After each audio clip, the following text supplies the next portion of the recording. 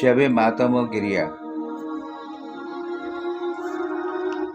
मुस्कुराते हुए माथे का बोसा लेकर, मुस्कुराते हुए माथे का बोसा लेकर अपने प्यारों को हमेशा के लिए रुखसत करती हैं, अपने प्यारों को हमेशा के लिए रुखसत करती हैं कि वो अब उन्हें कभी ना देख पाएंगी। वो इंतज़ार करती हैं अपने प्यारों का, वो इंतज़ार करती हैं अपने प्यारों का, जो किस धज से रन में गए और कभी ना वापस लौटे।